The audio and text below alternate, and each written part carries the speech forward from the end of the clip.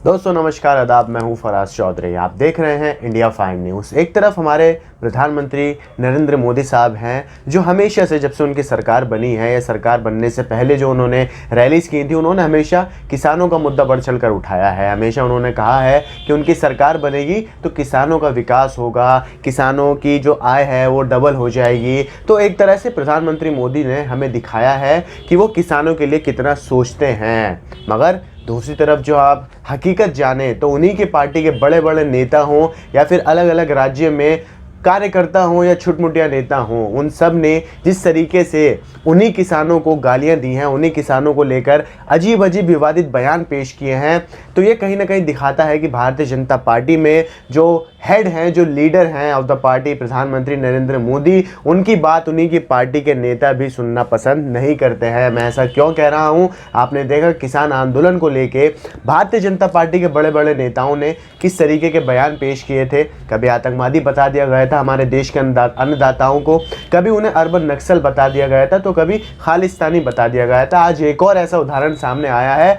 आप ये तस्वीर में देखिए, ये जो शख्स हैं, ये जो साहब हैं, ये कर्नाटका के कृषि मंत्री हैं, एग्रीकल्चरल मिनिस्टर हैं कर्नाटका के, बीसी पटेल नाम है इनका। और इन्होंने एक ऐसा बयान पेश किया है, एक ऐसा बयान जो अब तक जितने भी बयान पेश हुए उन सब में सबसे शर्मनाक है। मैं ऐसा क्यों कह रहा हूं? क्योंकि अब मैं आपको जो बयान इनका पढ़ के सुनाने वाला हूं, उसको सुनने के बाद शायद आपको गुस्सा भी आए, शायद आपको दुख भी हो कि आखिर हमने किस तरीके के नेताओं को अपॉइंट किया है, किस तरीके के नेताओं को हमने अपना वोट देकर उन्हें आज सत्ता में बिठाया है।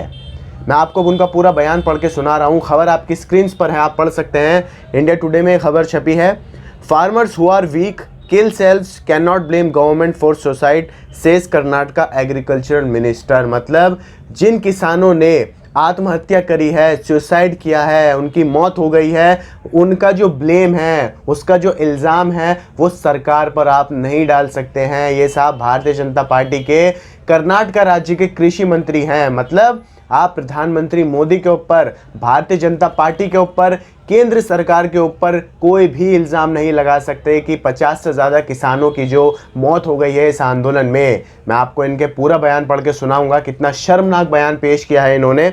और ये साहब कृषि मंत्री हैं। आप सोचिए, ये उसी चीज़ के मंत्री हैं, उसी सिस्टम के मंत्री हैं जिस सिस्टम को लेके आज किसान 50 दिन से ऊपर आंदोलन पर बैठे हैं। शुरुआत में कर रहा हूँ तो कर्नाटका के एग्रीकल्चरल मिनिस्टर बीसी पटेल हैं, जिन्होंने एक और विवादित बयान पेश किया है, जिसमें उन्होंने ये कहा है कि जिन्होंने अपने आप को मारा है या जिन्होंने सुसाइड किया है, आत्महत्या की है, उनका दिमाग कमज़ोर है। मतलब वो जहनी दिमागी तौर पर कमज़ोर हैं और आप सरकार के ऊपर इतना सब इल्ज़ाम नहीं लगा सकते हैं ऐसे लोगों की मौत को लेकर। 50 से ज़्यादा किसानों की मौत हो गई है। आपको मैं फिर याद दिला रहा हूँ, उसमें से कुछ लोगों ने आत्महत्या कर ली है परेशान होकर, कुछ लोगों की ठंड के कारण मौत हो गई है, तो कुछ लोगों की एक्सीडेंट में मौत हो गई है। आगे सुनिए, ये साहब बीसी पटेल मैसूरू में अपनी एक प्रेस कॉन्फ्रेंस कर रहे थे, जिसमें इन्होंने ये विवादित बयान पेश किया था कि जिन जिन लोगों ने, जिन जिन किसानों ने सुसाइड किया है, वो सब दिमाग से कमज़ोर हैं। मैं इनका बयान सुना रहा हूँ। The policies of the government are not the cause for their extreme decisions. जो सरकार की नीतियाँ हैं, वो किसानों की आत्महत्या लेने का जो फैसला है, वो सरकार की नीतियों की वजह से नहीं है। ठीक है, किसानों को तो मज़ा आ रहा है ना आत्महत्या करने में, उन्हें मज़ा आ रहा है ठंड में, कड़ाके की ठंड में 50 दिन से ऊपर सड़कों पर वो बैठे हुए हैं, अपने घर छोड़कर, अपना कारोबार छोड़कर, उन्हें इस चीज़ में मज़ा आ रहा है। इसमें सरकार की कोई गलती नहीं है। आगे सुनिए, सिर्फ किसान नहीं बल्कि इंडस्ट्रियलिस्ट भी हैं जो सुसाइड करते हैं, और सारे सुसाइड को आप किसानों का सुसाइड नहीं बता सकते हैं। मतलब जितने भी सुसाइड हो रहे हैं वो सब किसानों के सुसाइड को आप नहीं बता सकते हैं। मतलब ये कहना चाह रहे हैं कि इस वक्त देश में जहां भी सुसाइड हो रहे हैं, जो भी लोग आत्महत्या कर रहे हैं, वो सब लोग किसान नहीं हैं। मतलब हर किसी को आप किसान नहीं बताएंगे। साहब पहले आप जाइए बॉर्डर्स पर जाकर देखिए, दिल्ली की सरहदों पर जाकर देखिए कि क्या आलम है, किस हालत में किसान वहां पर बैठा हुआ है 50 दिन से ऊपर। इसके बाद मैं आपको और सुना रहा हूं उनका बयान। 3 दिसंबर को कोडागू ज़िले में पटेल ने यह कहा था कि जिन जिन किसानों ने अपनी ज़िंदगी गंवा दी है, अपने भविष्य को सोचे बिना, वो सब कावर्ड्स हैं, वो सब डरपोक हैं। कावर्ड्स भी कह दिया है। यहाँ भारतीय जनता पार्टी के एक राज्य के कृषि मंत्री ने किसानों को कावर्ड कह दिया है। पूरा बयान सुनिए इनका।